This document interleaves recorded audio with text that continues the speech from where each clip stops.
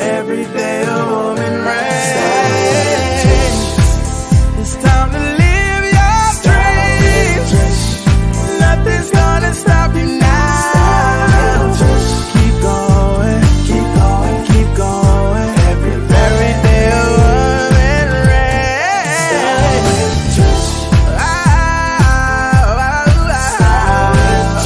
Every day a woman reigns.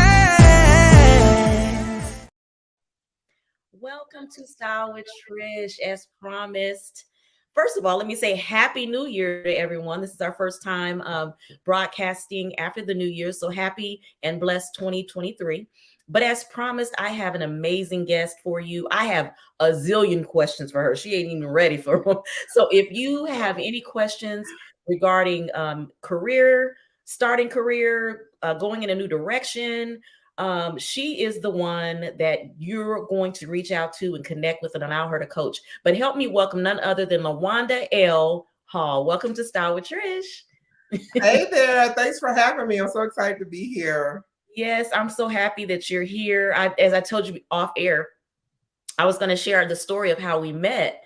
And I thought that was a wonderful way that we met. And we didn't stay in touch as much as Becky told us to. But here we are, full circle. Was been about 3 or 4 years. Yes, it has. It has. We're full circle, and I was glad to still have your number. But we met at I don't remember the name of it, but I know we met through an event that Becky Davis had, where it was a networking Yes, event. it was the Coca-Cola 5x20 sponsored event Yes. at the Coca-Cola headquarters, right?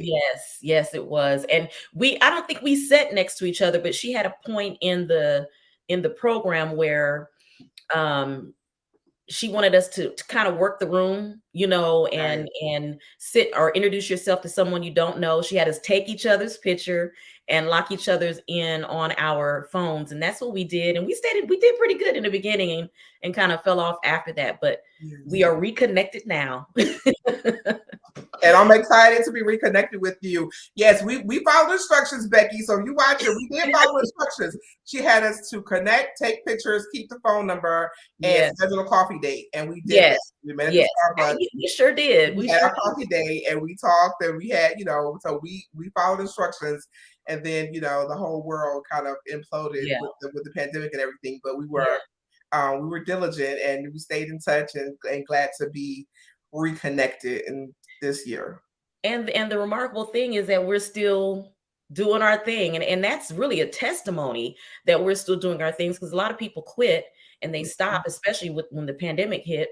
But I'm so glad and I'm so proud to see you still moving in the way that you're moving and being dynamic and wonderful in your way and your expertise of intelligent intentions. Yes. Tell us what I always ask my guest, how did you come up with the name Intelligent Intentions? So when I first started the company many years ago, the name of my company was Schuyler McKenzie and Associates. I loved the neutrality of it. To the American ear, Schuyler McKenzie could be anything and anyone. And then I got into business and I realized people thought I was either a lawyer or some kind of like high financial services. I don't know why that conjured up law to them. And so there was a miss there in branding. That is not my ministry. I'm a risk management professional. But so with that miss in branding and it being difficult and having to always explain Schuyler McKenzie and Associates, who is Schuyler, who's McKenzie? And at the end the name that I would have named a child if I had one, and I don't have any biological children. So so anyway, so I rebranded in 2018 to Intelligent Intentions, and I was sitting back thinking like, what is it that I want to offer in a broad way, but also in a very purpose-driven way? What do I want to offer? What am I known for? And in all the circles that I'm in, professional, personal, people know me for being a bit of a polymath, very intelligent about lots of different things, not just from a learned perspective, but also from exposure perspective, because I'm nosy and I love to explore. And so when I explore, it's not just about, oh, that's cute. It's like, I want to know, like, what's driving that? How did that become to be? Like, I'm so curious and have great curiosity around the things I experience. I don't believe there's any such thing as like useless knowledge. I'm one of those people where I feel like I gather all the knowledge, and it might not be for me, but it will be for somebody else or a client or whatever. So I definitely wanted to lead with intellect. And then I asked myself, like, what is my intention for this business? And it's like, I don't know what the specific intentions will be or how it will evolve, because I wanted room for it to evolve and choke it out with my own thoughts and intentions and the narrow vision that I may have, because you don't know until you grow, right? So I said, okay, intelligent intentions. And I kept playing around with that and I loved it. And I went with intelligent intentions. And I had a few people say, that sounds like, you're isolating people or whatever. And I said, no, it will attract the people that I am intended to serve. And deflect the people that I'm not intended to serve. And that's okay, because I'm not here to save the world. I'm here to serve people who are in alignment with my standards and what I offer in this space. So intelligent intentions. I wonder why she said that it would disinterest some people just because of the word. Well, this particular friend thought that I have one of my hashtags is Bankhead to Buckhead, because I grew up in Bankhead.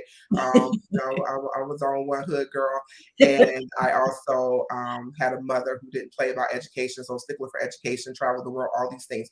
So I have a whole lot of Buckhead habits and experiences, right?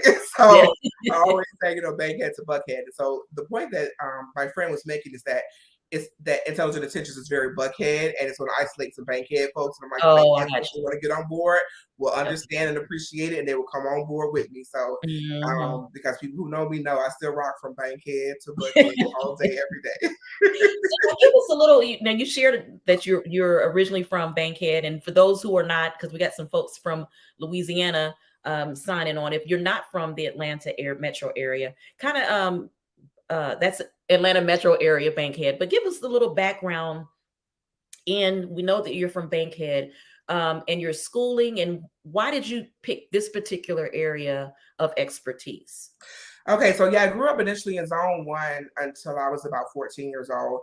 And Zone 1, Bankhead, is an area that was urban, very highly infested with, drugs and urban gangs and all the things, right? And now it's being gentrified around the Beltline, and it's eventually going to look like Disney World, right? And I actually moved back over into Zone 1 a few years ago, so to benefit from all the gentrification. And so at 14, I ran away from home. I went to go live from my mom's house, went to go live with my dad and my stepmom out in the suburbs of Decatur. And I attended Southwest DeKalb High School, where I graduated, class of 94, Go Panthers. And so I had a math teacher, Mr. Gregory Wright. I will never forget him. He was my AP math teacher. Math was my strong suit. My mother was an accountant, and she thought, oh, you're going to be an accountant. And I took accounting in 8th grade, like bookkeeping or something. And I thought, this is just adding and subtracting. I'm not interested in this. I want to do something a little bit more intricate. And so in my AP math class, we went over significant statistics, and we went over like all the calculus and using that to basically project the future. And so we were doing regression analysis, which is like high level, math, all the things they use to predict your shopping habits, all the things that Amazon's using these days, quantitative evidence, all that in the background of all of that is basically regression analysis, because they're taking a whole set of data and they're projecting it to determine and predict what you're going to do. So now they call it predictive analytics, but back then it was called decision science, I think it was. And so we did this, and I came alive, and I was just like, ooh, hey, who does this for a living? Like, this is really cool. Like, I can really take this information and like having a crystal ball and see like what the future state could look like with great accuracy based on the old data. And so I talked to Mr. Wright, and I said, who help me out? He was such an angel, because this was in 92. So before everybody had, smartphones and internet and everything. And he did the research. He called whoever he had to call. He came back a week later with an envelope full of brochures and information around actuary science, insurance, risk management. And again, back then it was called decision science and actuary science. And so I was open for it. And then I learned, and he told me Georgia State University is one of the top programs in the country. And I'm like, that's right downtown. That works. Right. And my mother also attended Georgia State University, so I was familiar with it. I had attended summer school there through some gifted programs when I was younger. And so it just felt like, okay, this is a no-brainer. I initially was an actuary science major, and I learned that the environment at that time for actuaries was not conducive to my personality. I had way too much personality to be sitting back just like, ticking numbers. So I went to my counselor and said, hey, I love the work. I think it's great, but I need more people with a pulse. I need a little bit more something.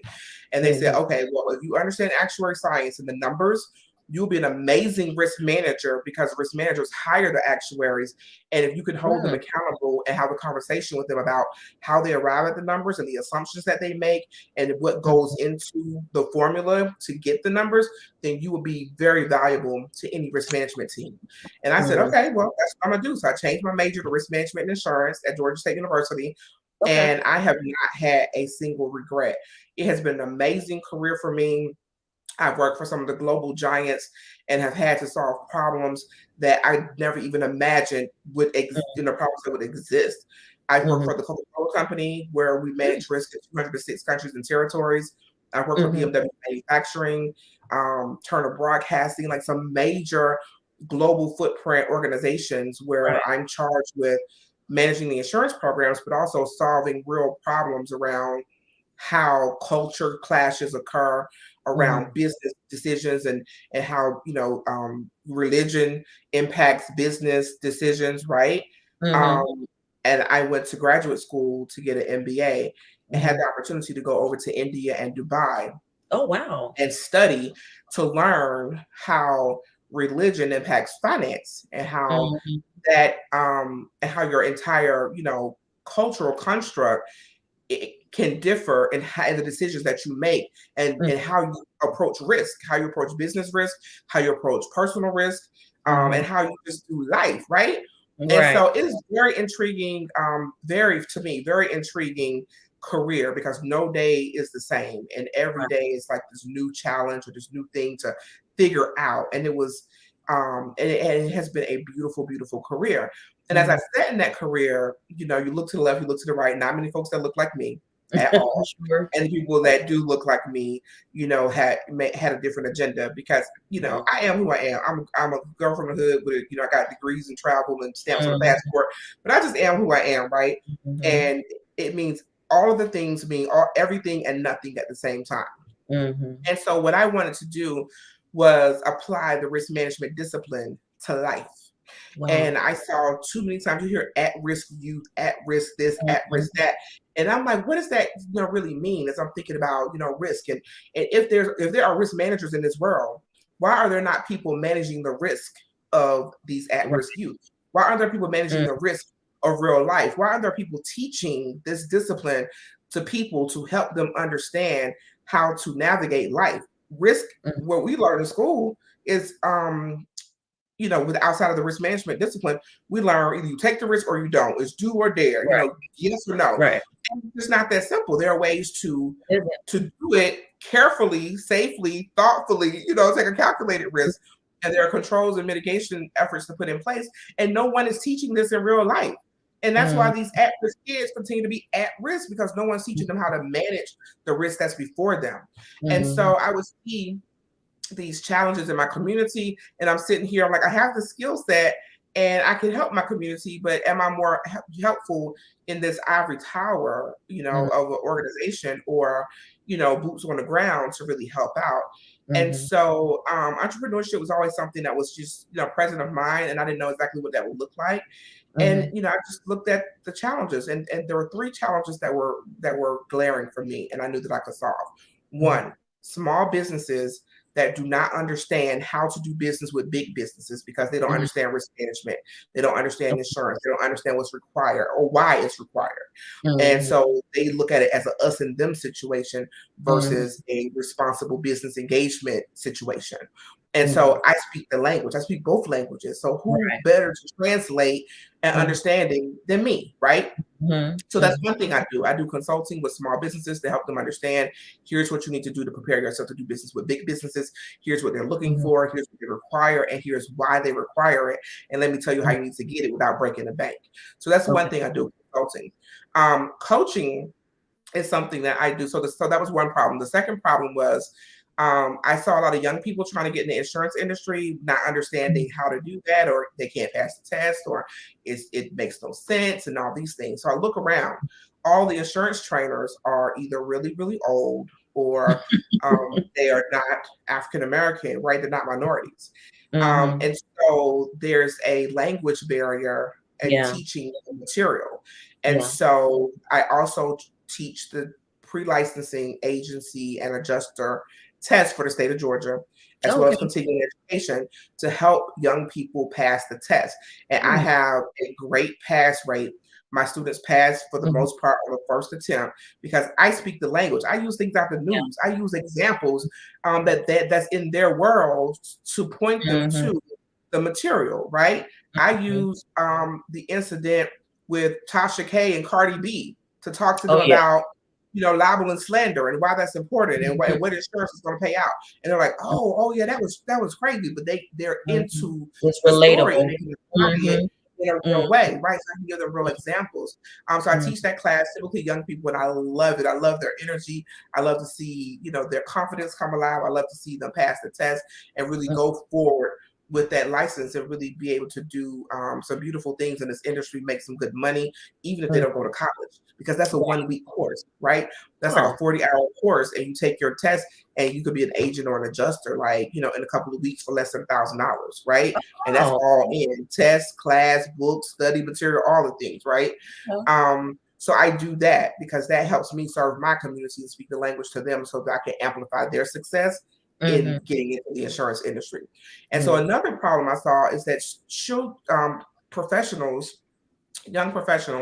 young people, I call them children because I'm almost 50, but young people, anybody under 30, I'm like, that's a child, that's a baby.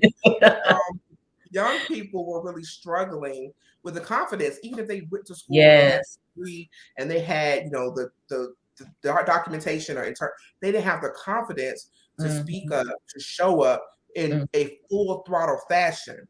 And I would, try to encourage them. And I had people that encouraged me as well. A lady who I still stay in touch with is Marilyn Roberts. She spoke life into me in a major way, in my first claims job at AIG, where I was managing New York claims and getting cussed out every day by lawyers. They're like, oh my gosh. And she spoke to me, right?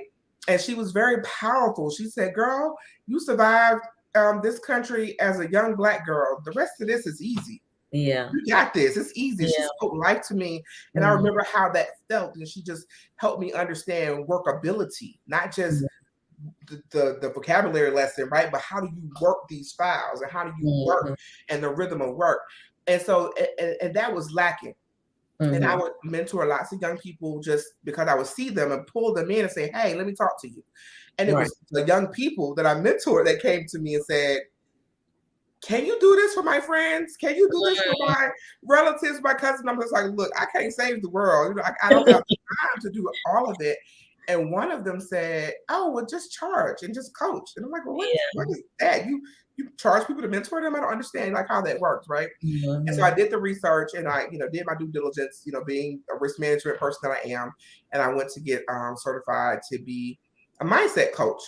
Okay. And let me tell you, Trish, when I am coaching, I am in the groove of God's grace. I am doing exactly that's your call. What He designed me to do, because effectively I am applying all the things I learned as a risk manager to the lives of people, all the life experiences that I've had, including being a runaway, teenage runaway, being a child who was abused, being a child at some point in high school that was homeless, and still continued on the course and continue to go to college, and having navigated so much life.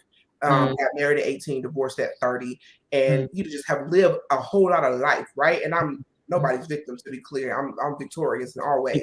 Right. So I just all the life experiences, the education, it has prepared me for this. And I was resistant at first. I was just like, okay, I invested all this time and money and student loans into becoming a risk manager. This is what I need to do. But when I tell you, when I yielded, I was meditating one morning and it just came to me. It's the same thing. Coaching is risk management, but you're just applying risk management to people living unfulfilled lives and sitting in unfulfilled careers. It is risk management. It is real life risk management. That's what it is. And that thing was so clear. I was like, all right, I'm so, Lord, I know I need to be. I know I need to be doing. And so I leaned into this thing full throttle. Before I was doing it part-time and kind of dabbling in it and helping out, whoever referred people to me word of mouth. And I leaned into it full throttle. I left corporate in November 2019, right? Had a schedule full of stuff. And March 11th, 12th, all my calendar just went wonk, wonk, wonk. But I stayed the course. To your point you made earlier, you was like, we're still doing what we're doing our thing, and that speaks volumes. I am committed to this work because it sits at the intersection of all of who I am. The creative self, the analytical self, the hood girl, the crazy stuff, the smart girl, the urban intellectual, the world travel, like all the things, right? Because I get to create it. So it gets to be all that I am. I get to pour into this body of work. And it's so delicious. It's so delicious. And I'm driven and committed. It had not always been easy.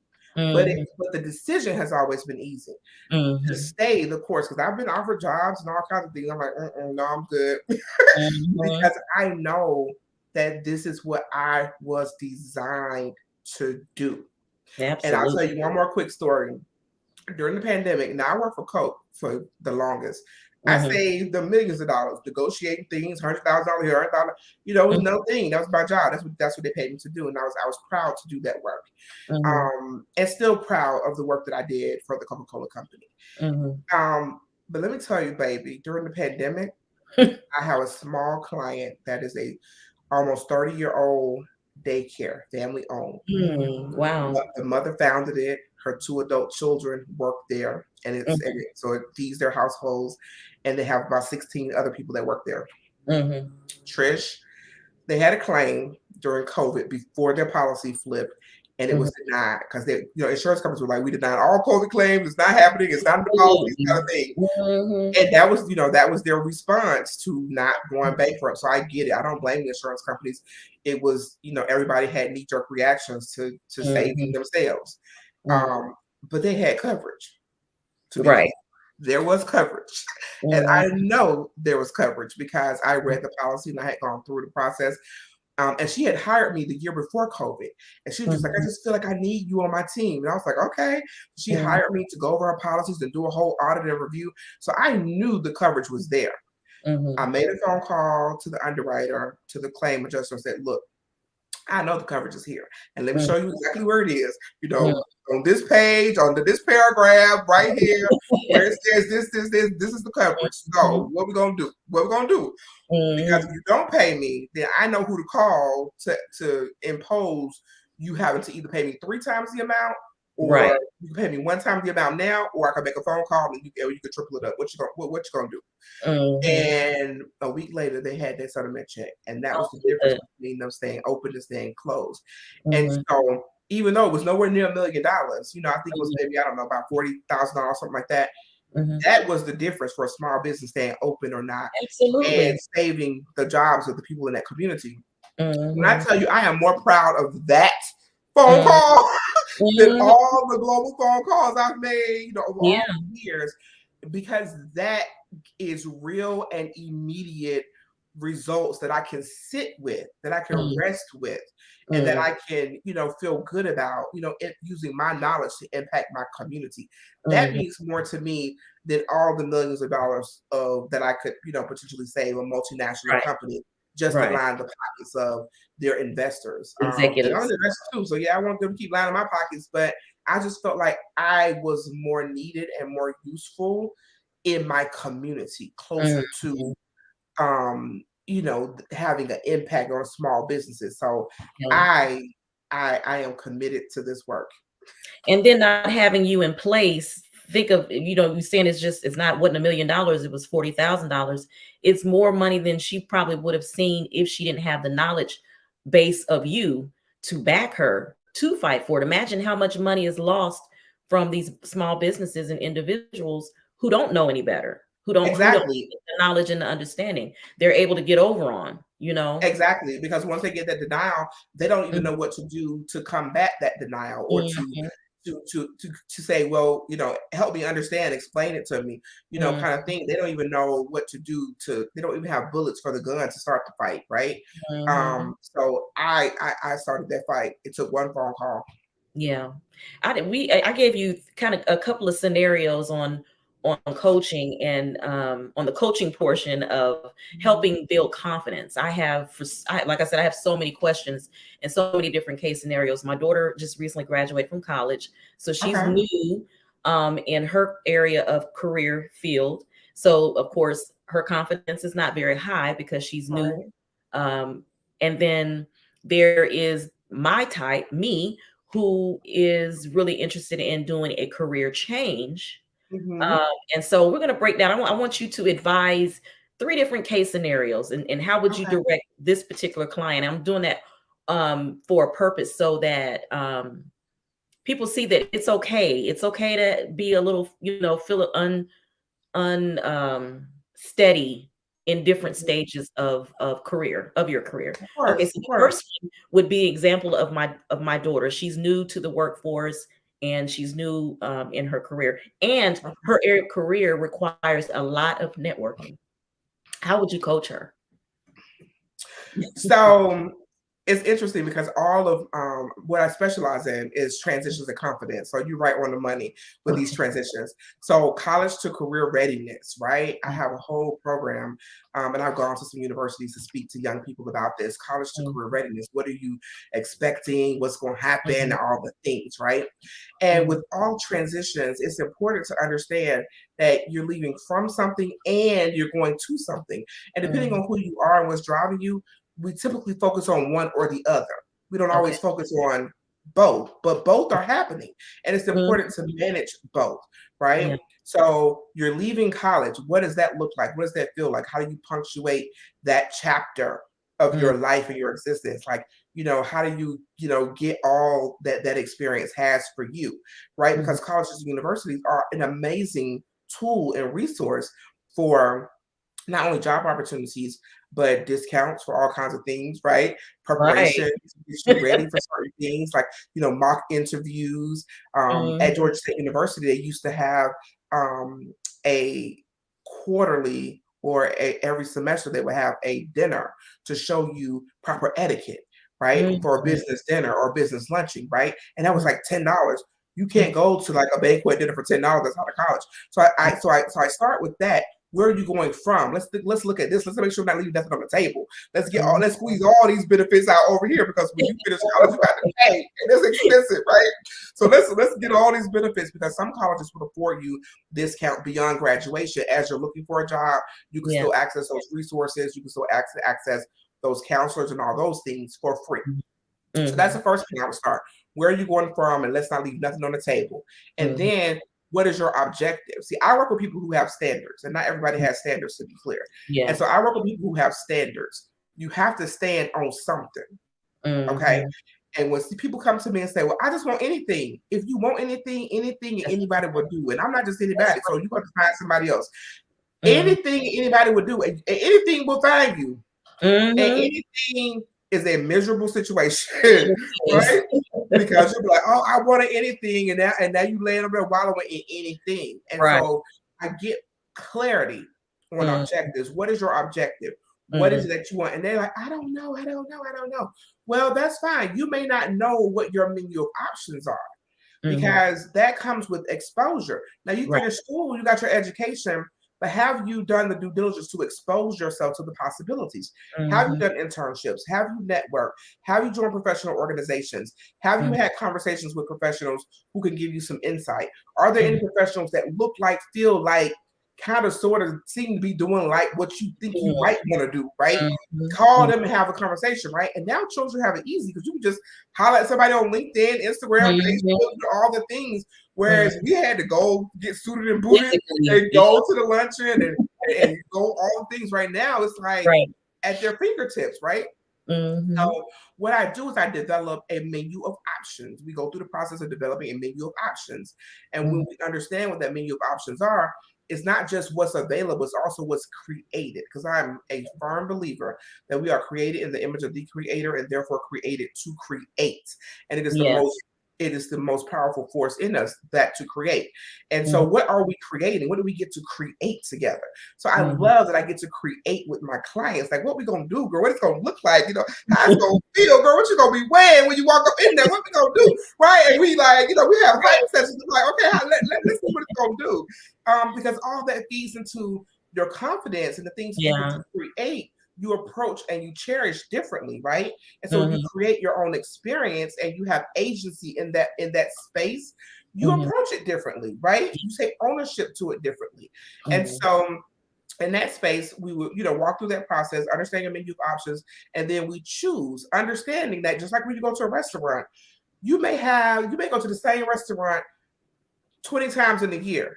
You're not gonna always have the same thing unless you a creature habit. Like some people, they want the same thing and they go every single time, and that's fine. That's who you are.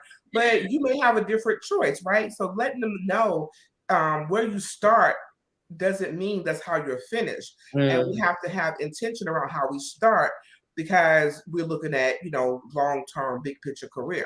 So, for example, I started in claims. I wanted to be a risk manager for major corporations, and I met this gentleman, George Miller, was an amazing gentleman that worked at AIG for many years. George Miller was such an amazing force in the insurance industry. He's now retired, and he said, "Hey, what's going on?" Tall, very, you know, stately Black man, always perfectly dressed, and, you know, just had this presence about him. And he saw me at lunch, and he said, "Hey, what do you want to do?" I said, "Well, I want to be a risk manager, but I'm not sure how to start because you need all this experience." And he said, "I'll tell you what, start in claims because we're in this business because stuff happens. And you understand how that stuff looks when it happens, you'll be more valuable and more thoughtful as a risk manager." He said, "Don't stay there too long because they'll try to trap you in there and you'll get burned out. Don't stay too long. You go, you learn, you do what you can do, and you get out." I said, "Yes, sir." He pulled out a business card, wrote a name and a number down, and this man was impeccable. He could remember names and numbers and email addresses with no smartphone or anything. He just off the top of his head wrote on the back of a card, gave it to me. He said, "Call her, tell her I sent you, and they're gonna hire you." Okay? I said, "Yes, sir." And it happened just like that. I called her. They hired me. I worked at AIG for 11 months and 2 weeks, gave my notice, and I call it like my tour of duty for my career, right? So I was there, enjoyed the exercises. So I met Miss Marilyn Roberts, who I love and is dear and dear to my heart. And I learned how to work. I learned how to make decisions. I learned how to negotiate. I learned how to thicken my skin. Because even though I'm from the hood, I never had, like, you know, high-powered New York attorneys cussing me out every single day. They was calling. I said, "You kiss your kids with that mouth?" They was calling me everything but a child of God. I was like, "Oh Lord!" So they shout out to New York attorneys. They toughened me up. I had to negotiate, and I had to let them know, look, we're not playing these games. So I started in that space, but then I ended up going because I had a different intention. And so I think, you know, when you connect the dots and you connect to the wisdom of people who've gone through that process already, you know, that's what I give young people advice about. Like, when people say, "Call me," call them. Don't just say, "Oh, they just being nice." No. Call them, you know, and let them talk about themselves and their career and all the things, and benefit from their mistakes, missteps, regrets, all of that, so that you don't have to navigate that again. You will have your own mistakes and regrets, because none of us will escape without them, right? But you might as well start learning from someone else's so that you can be, you know, that much further along when you start your journey. You know what I mean? Yeah, and I think that's part of where our kids kind of struggle in. They tend to say, "Okay, I want to play basketball," but then they expect to go to the NBA. I mean, they expect to be on top. They don't expect to have to do all the work and go through all the different stages and phases that it takes to get there. They want to jump graduating from college to being the CEO of the corporation. Right. And it doesn't work that way. And so how do you deal with that type mindset that feels like, okay, well, my daughter's in film, and so you're going to have to go and be the go-to person to go get the coffee and carry the plugs and plug in and unplug and all of that. You have to go through that phase.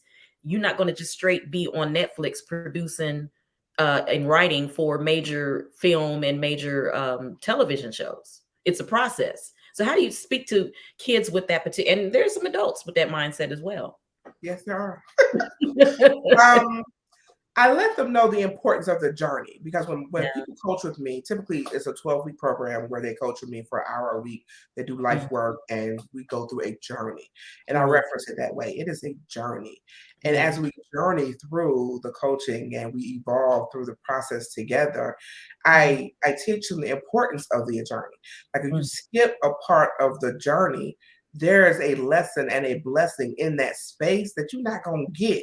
And there's something that you may get in the future that you're not going to appreciate because you missed that lesson and that blessing, or because you didn't have the strength required in that particular area, because that's when you get to flex your muscles. That's when you get to, build a foundation and understand all the things, right? So if you skip those parts and you don't know how all of that works, then when you're the boss, because everybody want to be a boss, there's a whole boss mentality. Everybody want to be a boss. When you're the boss, how are you going to direct and empathize with the people who are working with you, or who are working for you? How are you going to effectively communicate with them if you don't even understand what they're navigating, what challenges that they're dealing with, or how they are feeling in that moment? If you haven't been there, you don't know. And so again, there, education is great, but experience and exposure significantly amplifies education. Education can really be boiled down to a vocabulary lesson. Let's be clear. Like whatever, your major is a vocabulary lesson.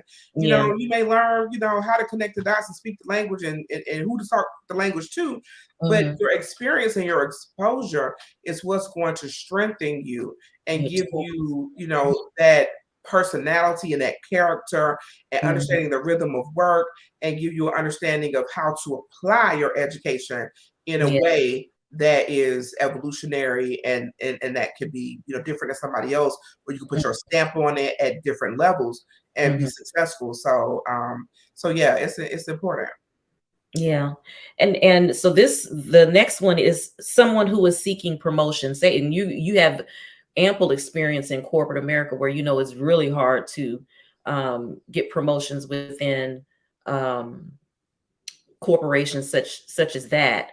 But someone who now we're just assuming that this person has excellent attendance, they work at the highest level, and say, I'll use this analogy, they're full of personality like you. And we know on corporations, I work for a major corporation, and we know that it's sometimes we have to, what we say, we have to put on the, hi, how are you today? We can't be like this, we can't be really truly who we are and how we present ourselves. So how can you be who you are and still seek a promotion? Is that possible? Or do we have to pull our personality down and back in order to be able to feel like we can be promoted? Well, I think there's power in authenticity, right? Because what's for you is not going to pass you by. And so you walking around buttoned up and uptight and all these things, I think it costs you more than it gains you. And so be appropriate, of course, but I don't think that you need to hide yourself from yourself in the space of work. And so I actually had a client who, was coming to me, want to be promoted. I want to be a boss, want to be a boss, want to be a boss. Now, I did not take her on as a client because she only wanted to be the boss to flex on Instagram. Oh, okay. I asked her a question. I said, what's the boss? She couldn't answer me. I said, oh, okay. So what position do you want? I want my boss's job. I said, what does your boss do? She couldn't answer me. Wow.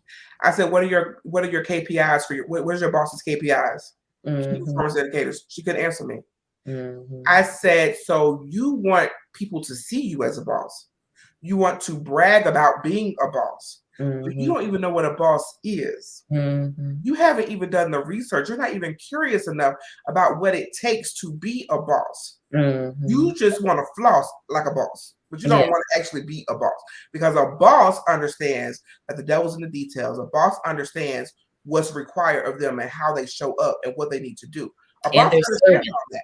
And if you haven't even done right, and if you haven't done all that, and you just like the fact you like the car your boss drive, you like the outfits your boss wear, you like the way your boss look when she walk in, but you don't have no idea what she did to get it, what she's doing to maintain it or sustain it, you are not ready to be a boss. And I'm not taking you on as a client, because I work with people with standards. I don't do stupid. I do standards. Okay? You gotta have some standards, and you gotta have some clear-cut objectives.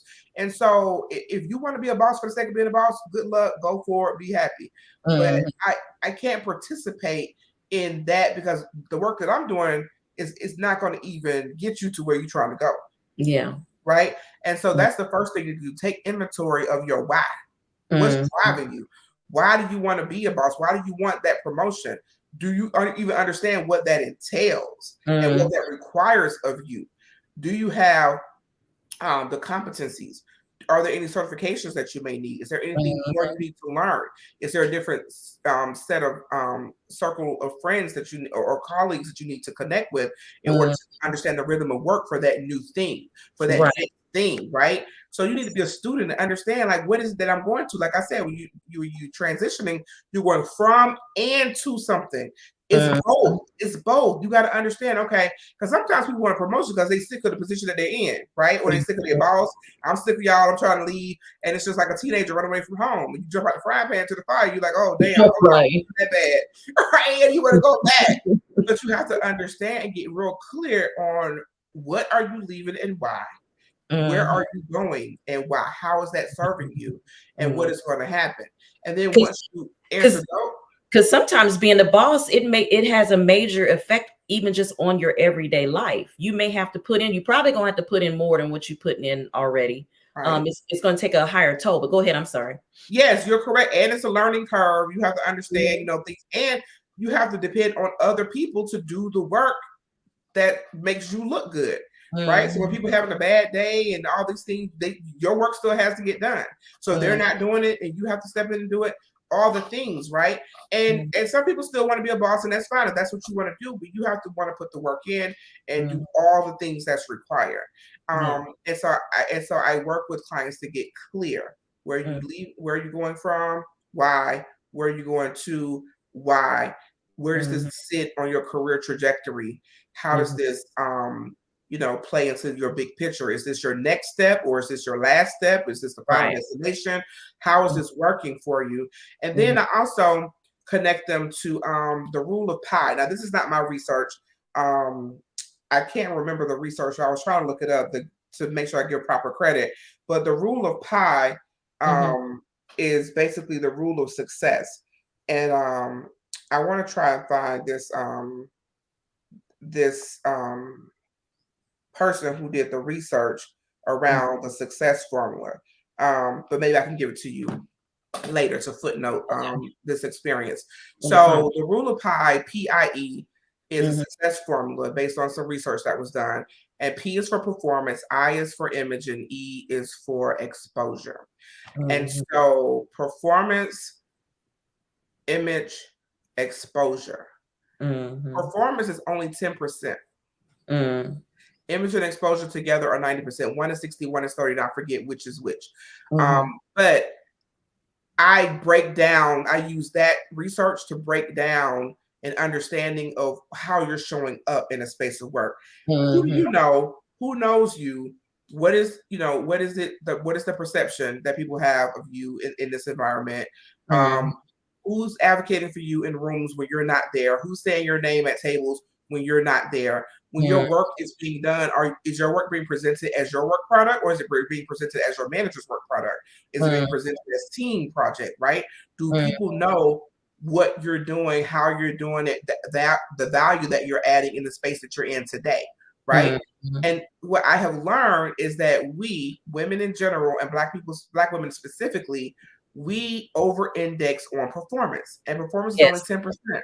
And we Yes. over-index on performance because we have been sourced and trained to be labor in this country. And so we Mhm. over-index on performance. You got to do 10 times better to get half as far. We got to do this, we got to do that, da, da, da, da. I just want to do my work, keep my That's head down, da, da, da. Meanwhile, don't nobody know what you're doing. Don't nobody know what the value you added because somebody else taking credit for your work and you don't even know it. You're not in the proper rooms. You're not networking. You're not going out to coffee and you're not having coffee breaks, with people in other departments. You're not cross-pollinating. You're not getting exposure to other things that's going on within the organization. You're not going to the business resource group meetings, right? Because you're just so focused on, I gotta get this work done, I gotta get the work done, I gotta get the work done. You never lift your head up to understand the power and the importance of exposure and the image that you're portraying in that environment. And so I work with clients to help them understand that. And there's a whole construct that I have called Cutie Pie. So Cutie Pie is the quantification and the transitioning of your performance, image, and exposure as it relates to your success within the organization that you're in and within the organization that you intend to move to. Because every promotion is not within the same organization. Some promotion will take you to other organizations. So you need to know, you need to know culture of both entities and how it's impacting you and how you get to traverse that effectively. Yeah. And then the last one is career change. And now for me personally, my personal story is such. Usually when I'm doing things and I'm moving outside of even outside the job, just in my personal passions, they tend to come a little easy for me. But I've been certified. I have 2 certifications and I want to move into the direction of my certifications as far as my career. It has been doors shut after doors shut, doors slammed after doors slammed. And it's just been, I'm like, so now I'm questioning, is this really a direction that I should be going in? Because not that everything has always been easy. It just has been a lot easier than what this particular, and maybe it's the timing is off, maybe the timing is wrong. I don't know, but I would love to do a career change.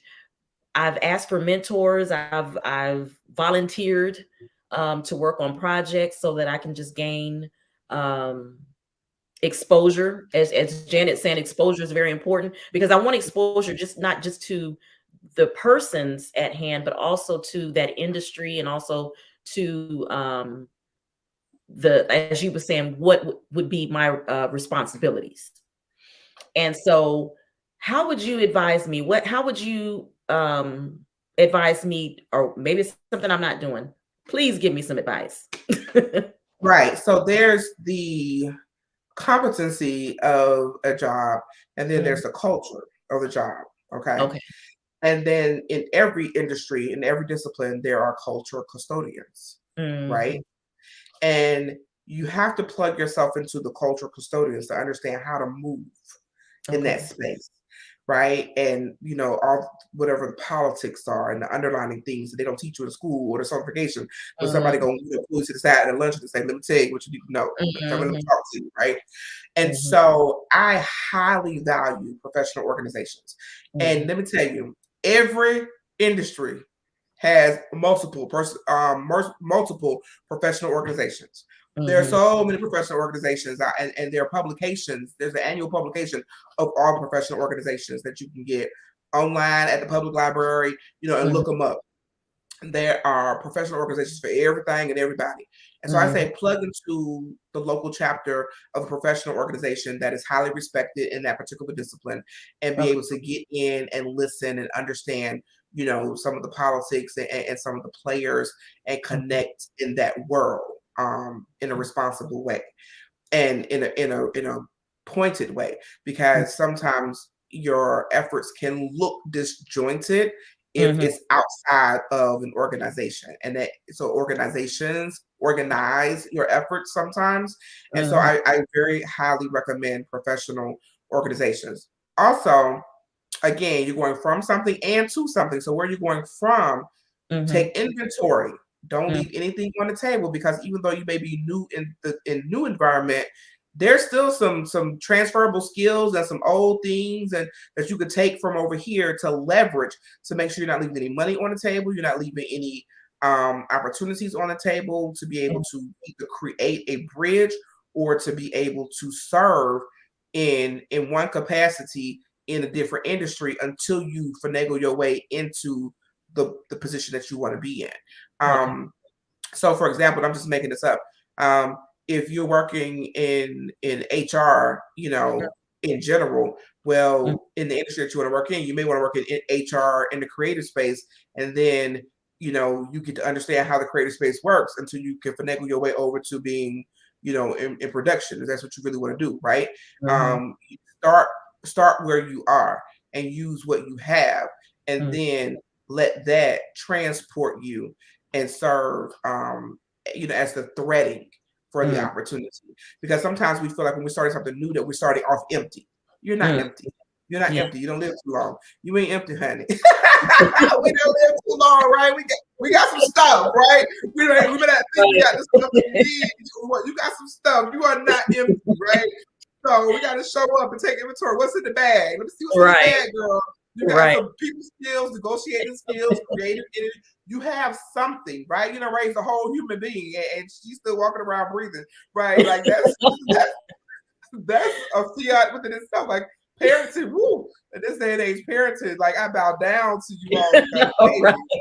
Woo! I mean, I just watch my sisters, and I'm just like, y'all got to think of everything for a whole other person. Yes, you do. So you got something in your bag, and oftentimes we discount ourselves too quickly and too often as it relates to, oh, I don't think I can do this. So, who said that? Stop? What are you talking about? Who said that? Right. Don't talk your way out of your passions. Don't talk your way out of your opportunities. You have to speak life to yourself, and you can't expect everybody else to keep speaking life to you as well. So that's important. And my 3 intentions for my company is to live, love, speak life, free people. And what does that mean? I show up driven by love for what I do. I do what I love what I do. And if I don't love it, I pay somebody else to do it. If it's something I need to do. Speak life, which includes speaking death to the things that diminish and distract. Okay. And the things that demean. So you got to speak death to those things so you can speak life to the things you want to flourish. And it's with my mouth. I'm speaking life to somebody. I don't care if it's a stranger on the street. We're going to speak some life to that thing, whatever you got going on. And then free people from whatever mindset or diminishing thoughts that they're having that's stopping them that's interfering or impeding them from being evolutionary and bold. And here's the simplistic thing, Trish. Sometimes it's as simple as picking up the phone, call, and ask. And I say that, and people think, whatever. And I'm like, no, it still works. In 2023, it still works. Call them and ask the question. I have an older sister who used to call me for everything. I said, I am not Google. I am not Yahoo.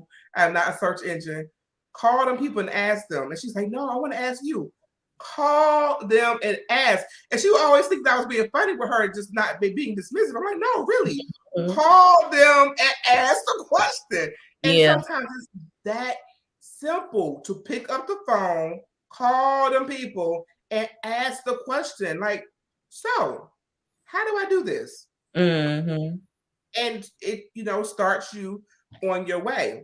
So yeah, when you're transitioning, don't leave anything on the table. Take inventory of what you have and who you are.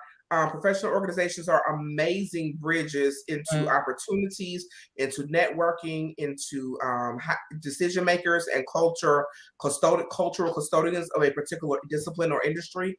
It is the perfect place to be, the perfect playground to understand, how to move in that space. And then understanding, what your end goal is and what your objectives are. And let me make sure I say this too. Having objectives is just the beginning of the journey. You have to also train yourself on distinguishing between what is an opportunity and what is an obstacle. because some things that look like opportunities are actually obstacles. Right. And here's how you know the difference. Your opportunities will get you closer to complete on your objectives. Obstacles will not. They will take you off rail, right? They will derail you from your objectives. And I don't care how shiny and beautiful and amazing. Ooh. No, that's not an opportunity. It's an obstacle. It's a distraction. And you need to focus and sometimes say no to some of those things that feel good or that, get you a couple of IG posts that, ooh, look how you like me now. Okay, you done missed out on the real opportunity because you over here doing some craziness and you're allowing this thing to distract you. And so set your objectives and be real clear on what's an opportunity, what's an obstacle. And if it's an obstacle, can you recreate it into an opportunity? Can you negotiate that thing? If somebody invites you to something, and I've gotten invited to several things in the space of entrepreneurship, I will ask the question, okay, because I know in my mind, this is an obstacle. This ain't helping me out. But let's figure out how can it help me out? So I ask the question, so is there an opportunity for me to speak? Is there an opportunity for me to network? And who else is going to be in the room? Is there an opportunity for you to introduce me to 3 people? Is there an opportunity? So if I can flip it into an opportunity, then okay, now I can justify allowing availing my capacity to this thing. But otherwise, it's a distraction, and the answer has to be no. And so that's very important as well as you're navigating, because you try to catch everything that's thrown at you, and your hands get full before you get complete on your objectives. Yeah, well, that's awesome. I really enjoyed that. I probably will hit you up for my daughter's sake, more so than mine, because I'm pretty set, but she needs a little confidence booster. Yes, I'm happy to work with her. Yeah, but thank you so much for hanging out with me. I have your IG that is Intelligent Intentions. So make sure you connect with Lawanda, aka Elle. That's how I call you, Elle. Make sure you connect with her on IG, reach out. We all struggle with areas of confidence. And even though we're talking and speaking on the career aspect of it, she just encouraged me in so many other aspects outside of the career. So, and sometimes we need someone to speak life into us until we can speak life into ourselves on our own. That must happen in order for us to be able to grow. But thank you so much. Any closing words? We have a couple of minutes left. Any closing words that you want to leave with us? Here's what I'm going to close with, because I've noticed this theme in my coaching practice. Women, especially Black women, we source grace, ease, and joy for everybody else. And we don't often enough consume the grace, ease, and joy for ourselves. So I want to close with encouraging people to take the first bite of the grace, ease, and joy that you source to everybody else. Take the first bite for yourself. Fill yourself up first. It is not selfish. It's self-preservation. It is necessary. And when you are giving beyond what you intend to give, you are out of order, because they always tell us, oh, God loves a cheerful giver.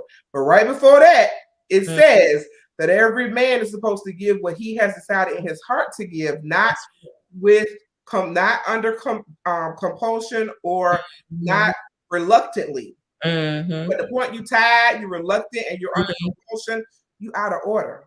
And that's where you get to govern yourself and stop and rest and fill yourself up with the joy, ease, and grace you give to everybody else. So I want to leave people with that understanding that put yourself on the list first, take the first bite, and when you run out and you on empty, the answer is no. That's right. That powerful word. I love it. Nope. I told my daughter the other day, I like to put the PE on the end. Nope. I think nope is not happening. And it's a complete sentence. Nope. That was powerful. Thank you so much. You guys will see her on plenty more future broadcasts, because I got to bring her back, because we need to tap into more of the risk management area. We just scratched the surface of that.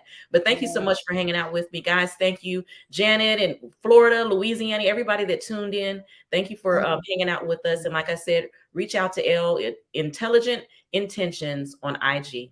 You guys have a blessed night. As I always leave the broadcast, love isn't love unless you give it away. Give some love away today. You guys be blessed. Awesome. Thank you.